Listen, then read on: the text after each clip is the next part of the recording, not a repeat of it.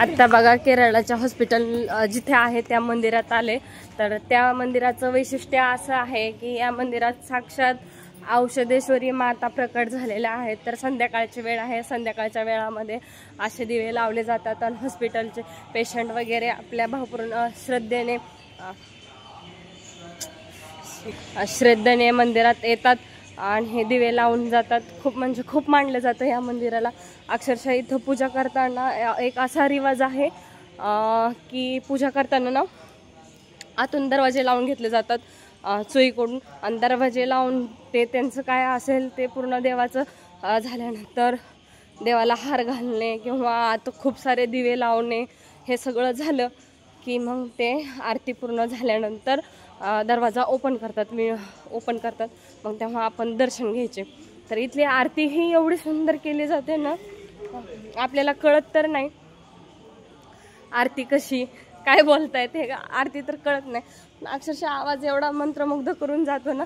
मी ह्यांना म्हणलं प्लीज हे आरती काय बोलतात ते कुठून तरी शोध लावून मला सांगा, आणि मला आरती शिकायची. एवढा सुंदर आवाज असतो.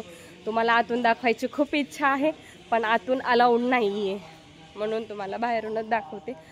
काली माताचंही मंदिर आहे, अजून औषधेश्वरी देवीचं इकडं आहे ते काली माताचं मोठं मंदिर आहे, इकडे आहे ते औषधेश्वरी मातेचं आहे.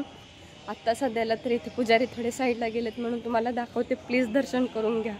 खूप अप्रतिम नजारा असतो माहिती आहे का संध्याकाळचा, खूप म्हणजे खूप अप्रतिम, खूप सुंदर.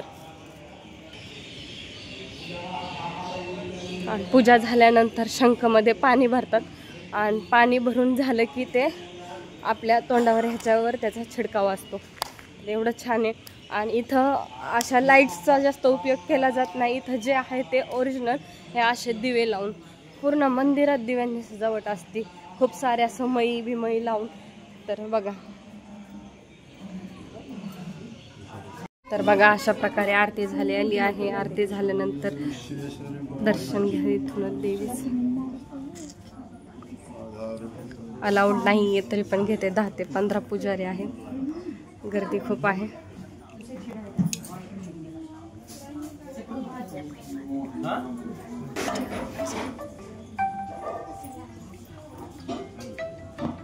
आरती घेऊ देत नाही. 10 ते 15 पुजारी आहे. साक्षात प्रकट झालेलं देवस्थान आहे. खूप म्हणजे खूप प्रचंड जुने.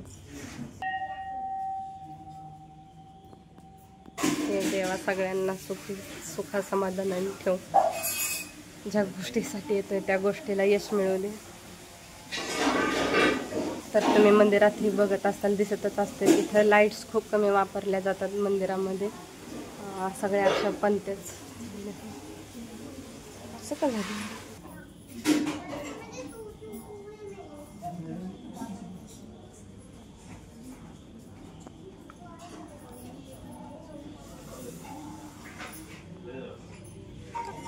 आता दिसत आहे छान असं.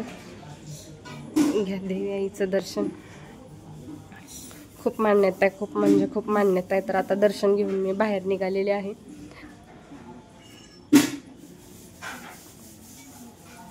इथं प्रसादामध्ये कुठलं तरी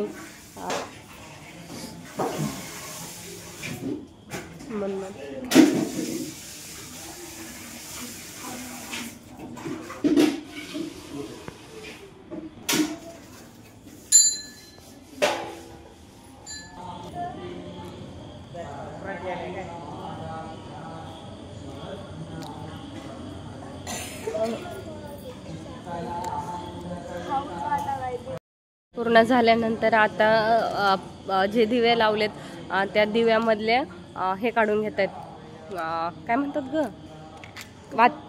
वाती काढून घेत आहेत. आणि वाती काढून हे संध्याकाळचं स्वच्छ करून ठेवलं जातं सगळं. आणि पूजा ही झाल्यानंतर बघा लगेच स्वच्छ करून टाकतात सगळं, म्हणजे फुलं वगैरे गोळा करून छान असे ठेवून देतात आणि उद्यासाठी ते सगळं क्लीन करून ठेवतात. तिथंच हे बघा, तिथेही ह्या देवाचं मंदिर आहे. 7 चाप आहेत. तर हे मागच्या वेळेस मी आले होते तेव्हा माझं लक्षच नव्हतं की इकडेही असं कुठलं तरी मंदिर आहे. तर माझ्या स्वप्नामध्ये साक्षात आलं होतं. सेम टू सेम दुसऱ्या दिवशी आले तर चुकून नजर पडली तर हे मंदिर दिसलं.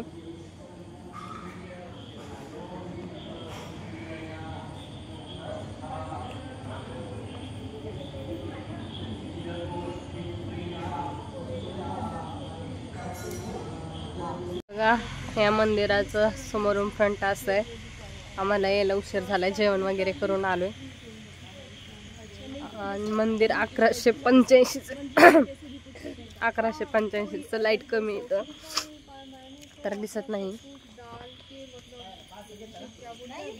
इसवी सन 1185 मधलं हे मंदिर आहे. तर बघा किती सुंदर आहे. खूप म्हणजे खूप देवी देवतांना मानलं जातं ह्या साईडला. खूप म्हणजे आपल्या इकडे पण खूप मानलं जातं, पण इकडे जरा जास्तच थोडं वेगळ्या पद्धतीने.